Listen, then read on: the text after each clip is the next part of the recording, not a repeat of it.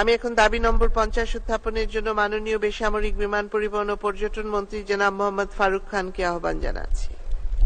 ধন্যবাদ মাননীয় স্পিকার।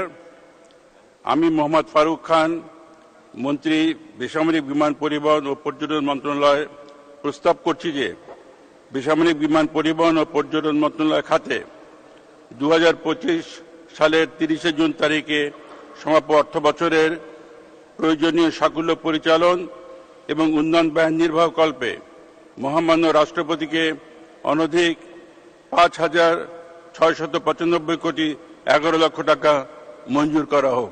ধন্যবাদ মাননীয় স্পিকার।